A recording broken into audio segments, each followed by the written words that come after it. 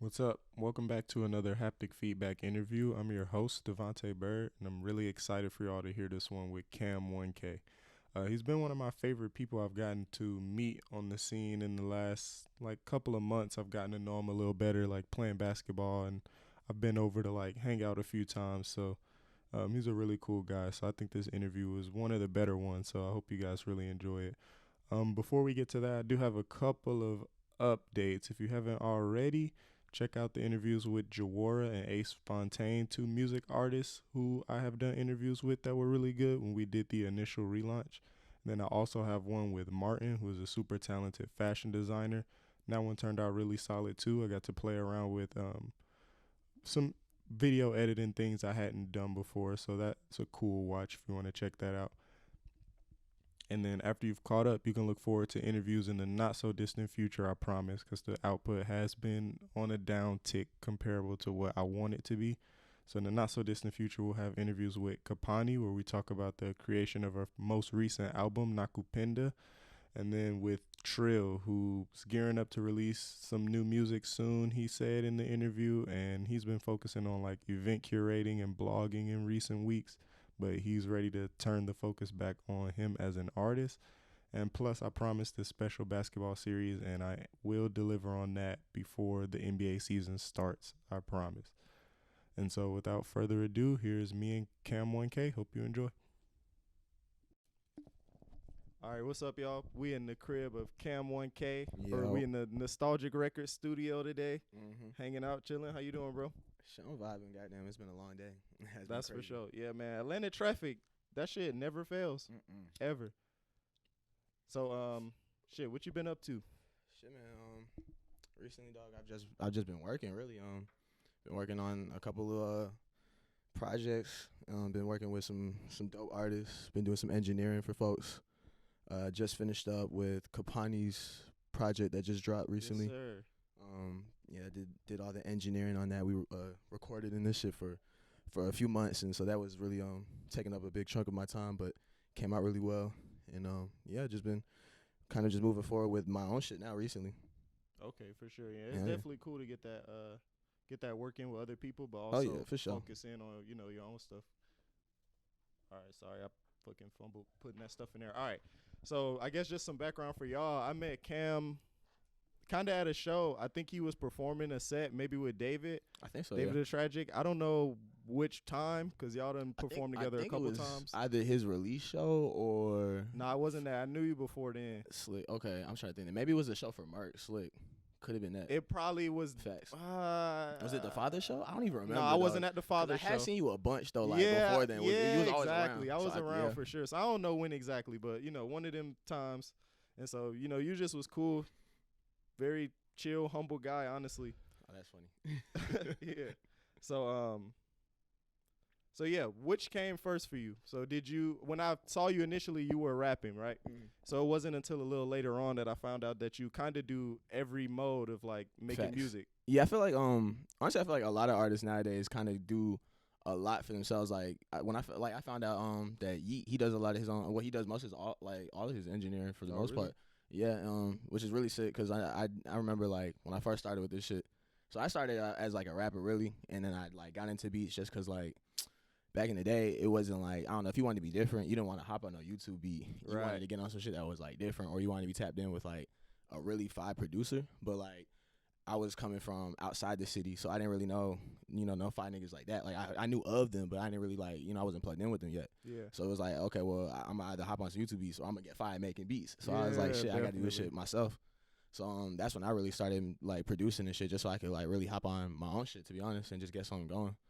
But yeah, man. So I think a lot of artists kind of do a lot of this shit now. A lot of the folks I'll be working with, kind of do a little bit of their own mixing and shit, just to get their own sound out, and then they just ship it off to somebody who's obviously more qualified or whatever. But you got to know something just to get the ideas out. Definitely, that makes sense, and especially now with how accessible it is to do, and so much help you can find online to at least get the basics down, like you said, just to get it out. Yeah, YouTube is where I got all my sauce. Yeah. I piece together different videos and just put together a recipe from that, man. That's really where all this shit comes from, to be honest. That's fine. You can be anything if you watch YouTube videos. No, facts.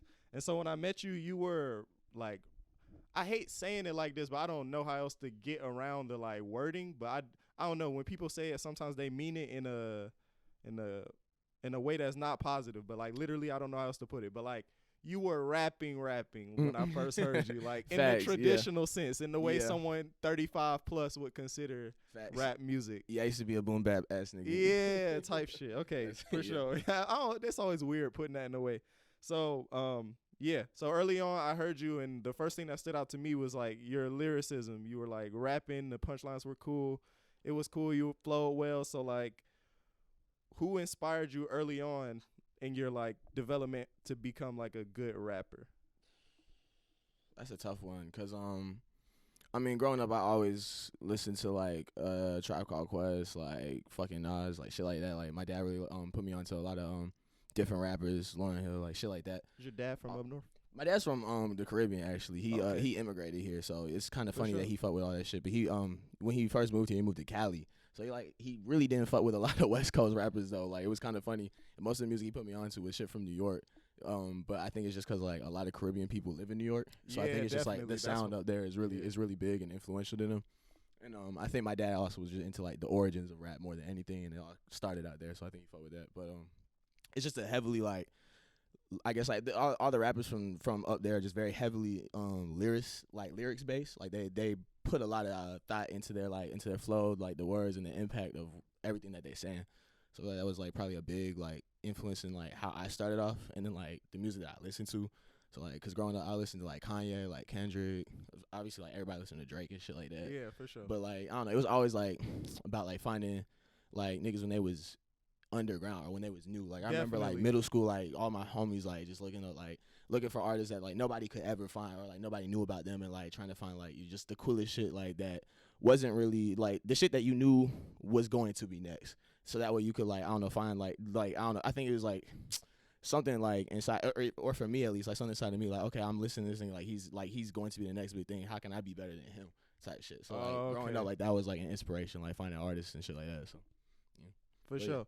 And as it pertains to just you rapping now, well, you kind of listed some people, some modern people. Are you still kind of tapped in on like Kendrick and Drake and mean, them as people you kind of frequent? I kind of cool down a lot of the old heads. I'm not gonna cap. Yeah. Cause like I say like I don't know. We kind of exist in an era now where like niggas have already done that and like we're ready for something new.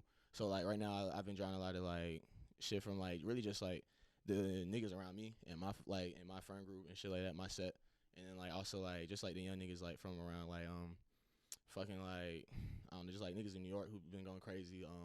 Fucking Splurge, like I listen to that nigga a lot recently. Like he's real heavy in the like trap shit.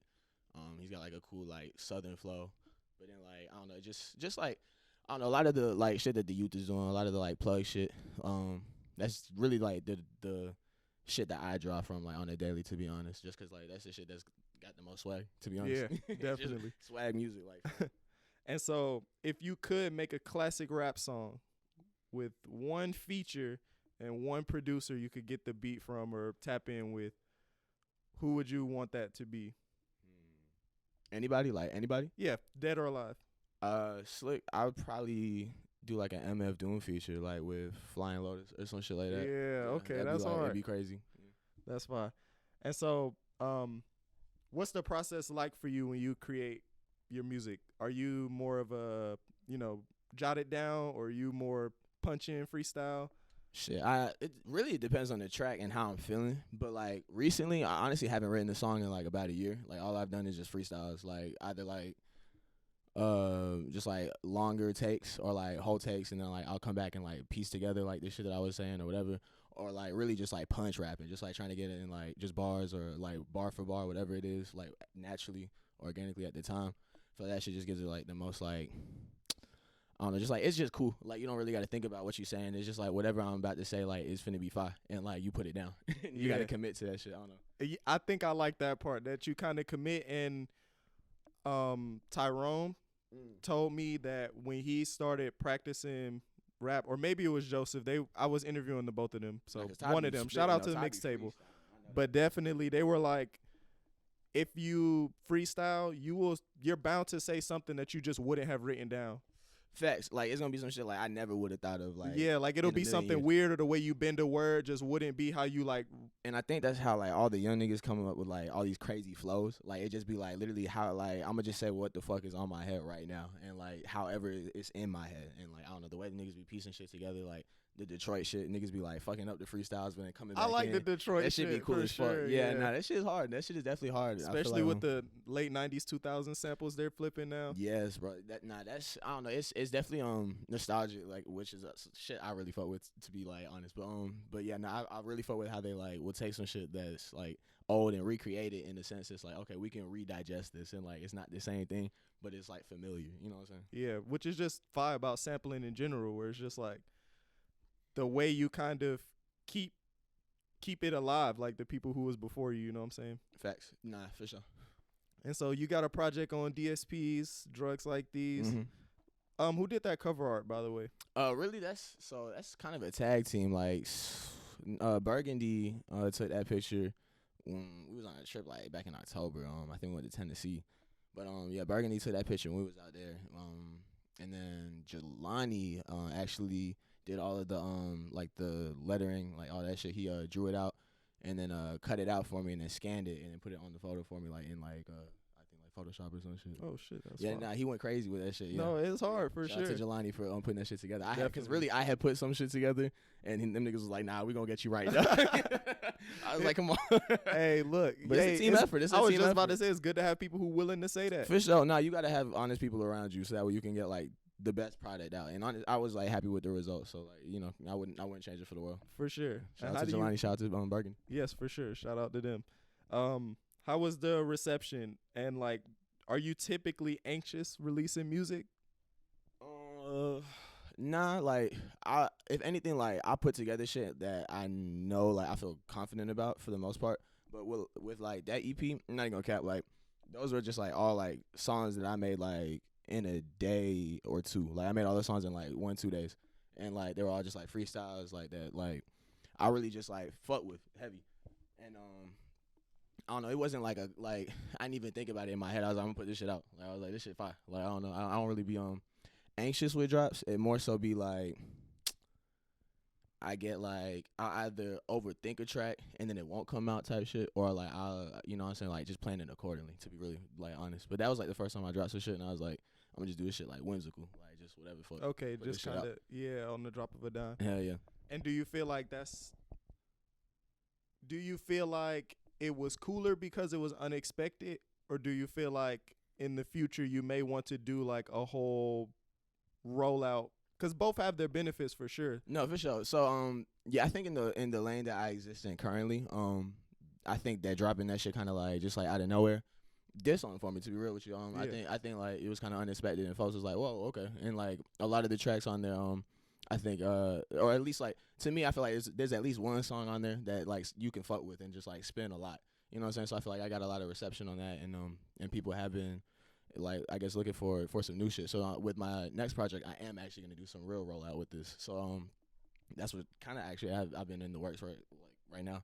So I've been working on I actually have some shit like going like this week. I'm supposed to be getting started shit. for real. Yeah, Okay. actually, yeah. Damn, that's hard. Yeah, and I've been shooting some videos for it as well. So yeah, those are all on the way. Facts. Dope. And so, I mean, the theme of the album, obviously, drugs. And so, like, I'm interested because I was just thinking about this when I was, like, driving around the other day. And, you know, early on in our, like, childhood and stuff, the propaganda was to, like, lead us away from the use of drugs or alcohol in, like, any respect. And so, do you remember a time where the stigma kind of flipped for you from, like, drugs are bad, drugs are lame, like, I shouldn't be doing that, to like, okay, it's really like not even a thing for real? I mean, I say like in the type of person that I am, like I'm the type of nigga like I don't believe nothing off rip. Like I'm very skeptical. So like even with drugs, like as a kid, I was always like, I don't know, because I also feel like they kind of like they was kind of play with that shit like growing up, low key. Like I don't know, they like I remember doing Dare. I don't know if y'all had to do Dare, but it's like that program that you do where they like teach you about drug awareness and all that shit. And Yeah, like, I don't know what it was called, but something. fact. So that was what they called it at my school. And like they had all the officers come in and like they talk to you about the drugs and like all this crazy shit, and they make you put on like these goggles and shit to like make it seem like you drunk and woo woo. Now I'm older. Like when I was a kid, first and foremost, like the goggles shit, like for instance, like that shit was like a game. They like try to make you walk in a straight line with the goggles on. Woo, woo. All this other bullshit, like tell you all this like these facts and shit about drugs that like aren't really true, and like it's kind of like I'm gonna say it's biased to For put sure. it one way, but yeah, it's all this bullshit. So I feel like as a kid, like you can kind of smell it, cause like I don't know, I don't trust nothing that come from a cop. Just to be real, like that shit, I don't know, that shit has always been like lame to me. So like I don't know, I'd be sitting in the back like whatever. But I remember like feeling like they are like dangerous, and I remember like as I got older, like middle school type shit, when I started seeing folks around me using drugs, that was when I was like, oh, okay, it's not like that bad. Like it's like okay, you could do this shit, and it's like as long as you don't get caught, like you kind of okay. Yeah. And I think for me, it kind of switched when I got maybe in high school, and the people who I didn't know were doing drugs and were still doing the same like regular shit as me. Like also like niggas was still hooping. Niggas was listening to the same music, like into the same you shit. Could be a functioning member. Exactly. Yeah. That's when for me it was like, oh, man, these niggas. That's the shit they try and take away from you. Like Yeah, they try and tell you exactly. can't be a functioning member of society like off of drugs and shit. But the reality is like, have you ever seen Mad Men? It's a crazy show about like white people abusing drugs during like the 60s. All they do is like drink, smoke, do like crack, coke, whatever the fuck. Oh, so there's all going types crazy, of shit. Yeah. And like I don't know. I feel like even now like people still get to it. Like I feel like I used to like when I was working like a few years ago and shit, because I don't work no more. But like when I was working, like I don't know, everybody on the site was fucked up. At least high. Like everybody, like you go into a restaurant, everybody in the back is fucking geeked up doing like Molly X, like whatever the fuck back there just to get through their day. Like it's just reality. It is. So That's a fact. it's really just about whatever you got to be comfortable with. To me, and like I don't know, you can't like overextend for nothing. That's all I'm gonna say. Like you gotta be able to control your shit. So Yeah. It does take some self-control for sure, and some self-awareness. yeah. So you got some songs on SoundCloud, a handful of them that I like really, really, really like. Yeah. Like Fully Loaded is fire. I really like Too Small, and then You with the heart. Yeah. Everybody the asks me fake how heart, that one. the fake heart. Really, yeah, really that one is just like I just call that song You, but Yeah, I it's kinda just there like figured. kind of like to be cute to me. It is. Yeah, I get it. Yeah. And they're all kind of like different for you vocally. Facts. So was that intentional, or was that just a result of your music making process just being kind of diverse? Yeah, I mean I got ADHD. I feel like when I make music, it's kind of like abstract. Like every time I hop in front of the mic, like I don't know what the fuck I'm finna get out when I hop in like the sticks, or like when I get like into producing, like I don't know. Well, unless I'm like literally like cooking up like with intention for like an artist, or like for like just a certain idea I'm trying to get out. Right. If I'm just like in there just like trying to produce just to be creative, like I don't know what I'm actually gonna get into. So it's like it's kind of that's kind of like what my SoundCloud is. It's like just a reflection of that, because like it does. I think it still has like maybe a couple of like the older songs where I used to still like rap like just regular. Yeah, and, for like, sure. It has some of the newer songs where I'm more like in this like singing bag and shit like that. So some vocal tracks where I pitched it up here or down and all that, and that's just kind of like. That's just what like niggas be on a day to day. I don't know. That's just like literally just studio vibes in general. If you walk into I don't know, the studio with a lot of folks nowadays, I feel like they be kind of just trying to push the boundaries of what we can hear or what we have heard. Like 454 is like a really big like progenitor in that field. I feel like as far as like pitching vocals and like not being afraid of like making a track like longer than it should be normally by like literally having like both sides, like the flipped and the like the slowed and the sped up version. Oh yeah. Things like that I feel like just kind of I don't know, just like things that I feel like you wouldn't do back in the day, but like you can do now and be more comfortable with doing, Especially because people are more willing to do it, and also we're more receptive to stuff not being like an industry standard. You know what I'm saying? Like everything about music now is just more so I would say the marketing as much as it is like the music in a lot of ways. Just like how you package it. If it works for you and it feels organic, then people are willing to listen to it. Whereas before it was like kind of a mold, and you kind of had to make good stuff within that criteria. Not definitely. And I also think it's just a reflection of like our desire, like again, like to just not want to hear the same thing over and over again, like literally, or like I don't know, just like being able to hear like something, how niggas like can play around with it in the studio, because like you like before it would have been like I'm gonna have this sped up version for myself, but I'm gonna still drop the regular version, or Right. I'm gonna like, you know what I'm saying, like I don't know, just like giving people like just a taste of what it's like to really be like in the creative mode and like just see like all versions of what a song can be. So like, yeah, I fuck with it. That's fine. And then I forgot to write it down, but I'm gonna squeeze in some basketball. That's cool. And I was running. So for sure, I'm y'all. excited. We got what, like 20 days left? Like I don't even remember. Yeah, it's something like that. Not a lot. Honestly, this offseason was kind of fast. Season's coming back, yeah. But you know that is. Yeah. Trying to get that money. So y'all were giving me you and Dave. Me and Dave, were giving yeah. me a lot of slack because I like teased this NBA list. I'm still gonna do it. It'll be out before the season starts. Okay, for sure. But y'all were very much not on board with my placement of Trae Young. Okay, facts. Because So I didn't think he was giving Trae Young enough credit. Trae Young is one of the best point guards in the league. Be real. Do you feel like that's a me thing, or do you feel like people as a whole don't give Trae enough credit? I think Trae has a lot of haters. He's always had a lot of haters. It's followed his career like since college. That's been a thing. I mean, the fans of opposing teams have always hated him, which speaks so largely as to how great of a point guard he is. And I think that's all that's like needed, to be real. He is I don't know. He's unguardable to me in a true setting, and I feel like with DeJounte Murray, like they're gonna go crazy. Like it's gonna be ridiculous this year. Like, What do you think the ceiling is? I mean, if the Hawks could get a good team together, I think in like 2 to 3 years they could really be a championship team. Like they could put something together if if he stays healthy. If he stays healthy, I'll say that because he's a little light. So he a little light, Yeah. and that is a common thing that you see with niggas his size. Yeah, I mean, luckily he doesn't play above the rim and also be that small, so I feel like that should help him for the most part kind of stay on the court. So what are you looking forward to this basketball season, kind of besides Trae Young? So for me, I'm kind of looking forward to the parity. I don't know who's gonna go to the finals. Okay, I have no idea. the You East could looks convince me. stacked. Like this is the best the East has ever looked in You my could life. convince in me my 5 life. teams was gonna come out the East, and They could all go. and They it could all go. it will all make sense. Same thing out West. I'm I feel happy like. to see Kawhi. I want to see that boy. Hopefully. I want to see that boy. No, I think he's gonna get. I think they're gonna get that boy right this year. I think it's gonna look good. I want to see the Nets actually put some shit together. I want to see that play together. Yeah, I want to see that shit. And see how they perform, and like as a unit, Right. for real this time with Seth. They got everything put together now. I feel like there shouldn't be any excuses this year, to be real. I feel like I want to see Luka go crazy this year. I want to see him have that MVP year. Yeah, this I gotta feel like be. it feel like it's setting up to be. It's gotta be. Especially if they see top 4 with Bronson going. Tim Hardaway's coming back. I feel like he'll be in the mix for sure of one of the sure. top 2 or 3 vote getters. Niggas be sleep on THJ. He's nice, nasty, bro.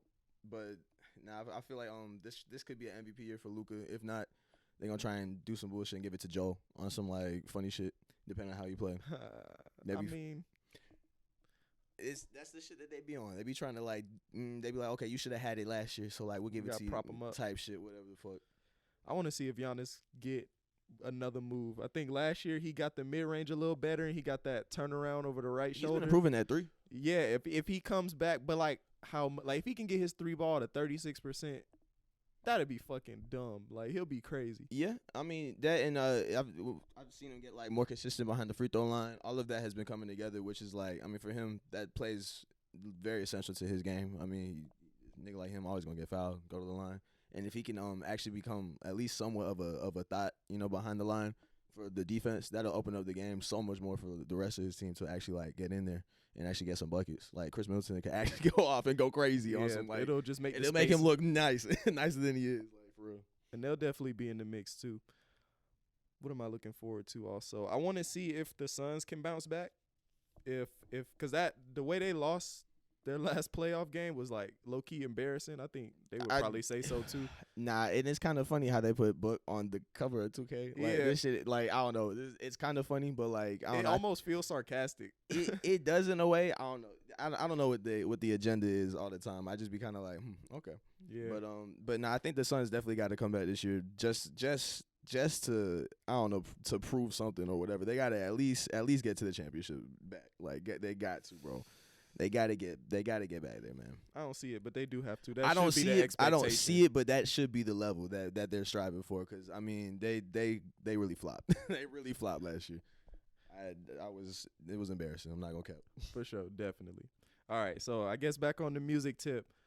So in your experience as a producer, how natural was the process for you? So like, did you have a hard time with it? Did it seem to come pretty like organically? I mean, I know of course everything has its obstacles, but do you feel like you like really struggled with it early on, or did it kind of, kind of work for you early?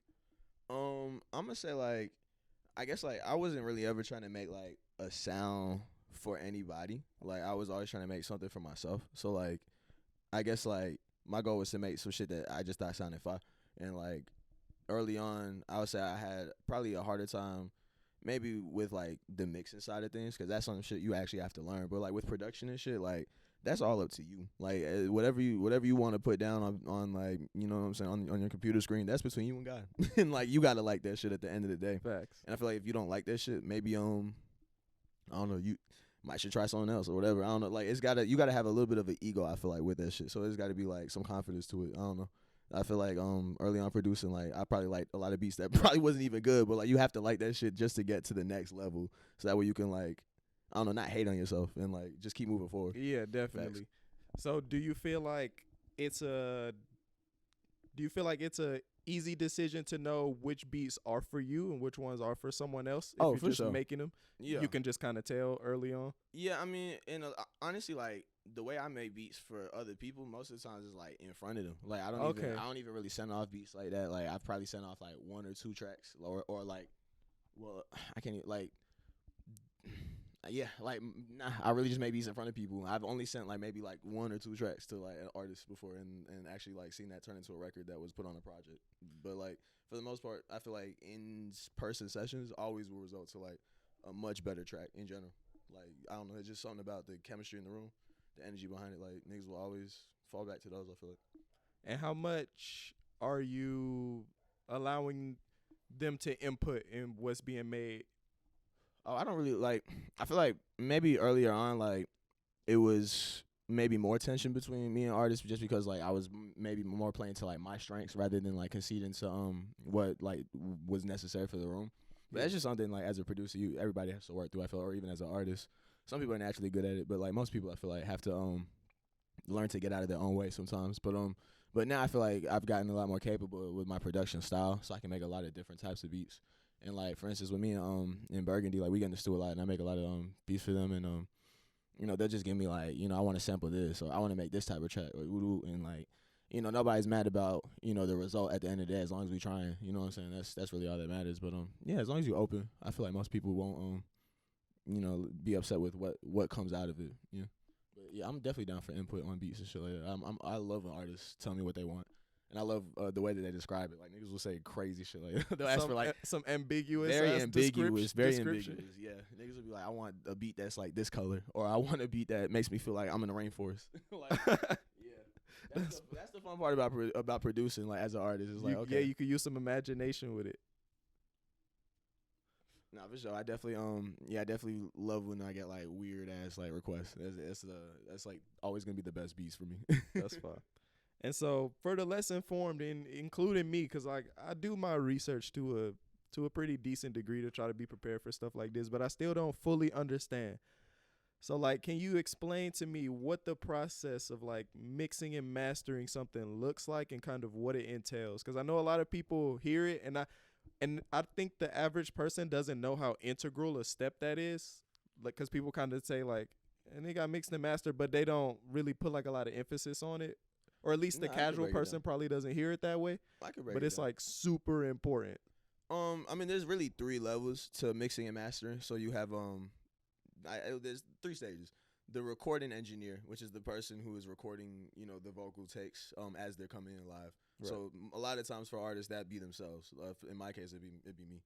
And for this process, I am myself for all of these. Yeah. But in most scenarios, a lot of artists will go to the studio. They'll have the engineer. They'll record them in. Boom, boom. That engineer will then proceed to like do a slight mix, and that's like, okay, I'm cutting through like, so for instance, you do video work, I guess, when you have to like line up the vocal takes from here, like with this. Yeah. A lot of times like we'll go through and make sure that like the vocal takes line up with the beat, and like everything is on time. Woo, things like that, and then we'll go through and add like just sauce, actually like cleaning up like that noise in the background, getting rid of that shit, making sure that the vocals sound nice and bright and up front for everybody to hear, and that they blend well with the rest of the beat. And in the mixing process, you're just trying to get a good sound together, so that way when the mastering engineer then gets that track, they're like, okay, I'm gonna get this ready for the radio. So that way it's like, okay, you want to make sure that the volume matches up with like universal tracks, like just like in general the volume is level with every other piece of music that you've heard. You want to make sure it's like no peaking, no like harsh like sounding sounds and shit like that. Okay, yeah. Things like that, and those like are kind of up to the mixing engineer too, but the mastering engineer just kind of like perfects it for just for radio, for iTunes, all that shit. And yeah, that's pretty much the levels there. Just dressing it up, making it sound nice, making it sound real good. That's fine. And is that more or less you said that was more difficult than production itself? It's more gate kept information, and then on top of that, it's like production is like, at the end of the day, it's like art. You know what I'm saying? Like mixing and mastering is a little bit more technical. It's like it's not necessary. There is an art to it, I'll say that, but it is like technicalities within that realm that like just will always lead to a better track if you follow those rules. So like with production, it's like there are slight rules, but it's like if you break them, it don't really matter. Like, you know what I'm saying? Like I don't know, if I want my 808s to clip, like it don't matter because that's what I wanted. Versus like, I don't want my vocals maybe to clip here or voodoo, or if I do, it's like tasteful. You know what I'm saying? Or there's a tasteful way to do it, and that's like kind of where your mixer or your mastering engineer like comes in, and they like, okay, well, we can do this idea. We'll just make sure it's like good for the speakers. Okay, yeah. That makes sense. Yeah. And so you got credit working on Kapani's album, like you said at the beginning. And so what was it like doing that process, but also being like her friend at the same time? You know what I'm saying? That was a great process. Honestly, our friendship really grew throughout the entirety of like that whole project. Honestly, I think most of the tracks were recorded here or at Alan's crib, and if they were recorded over there, maybe we re-recorded them here or whatever. We pieced it together here, and we just spent a lot of time, honestly, just like trying to get a great project put together for Kapani's fans, because I mean Kapani's just amazing. The best part about recording with her is honestly just listening to her sing. Like she has the best live vocals. Honestly, it's pretty like striking. No, it's so crazy, and the way that she will come up with like these songs. Like I mean, I've seen her write in front of me and just come up with a track, and it's like the way that she puts these melodies together, and like the way that she'll do stacks, and she's such a perfectionist, like just redoing takes until they're correct or the way that she wants, which really doesn't take too much for her, maybe 1 or 2 tries, but still she's just always pushing herself, and it was definitely a really great time, really fun time. Yeah. And you did the beat for Jalen's interlude, correct? I did. I made that shit. Also, actually, on the same trip that niggas took the photo for the cover for Drugs Like These. It's the same trip. But yeah, I made that track out there. I think in like the middle of the night, and I was like, please, Kapani's gonna get on this. Like I knew it. Like as soon as I made it, and I showed it to her maybe like a few days after the trip. I was like, yo, Kapani, I made this a couple days ago. Like we came back here. I was like, please get on it. And she was like, I love this. I love it. And honestly, like that was crazy for me, because most of the times Kapani kind of exists in a different lane from the beats I normally make.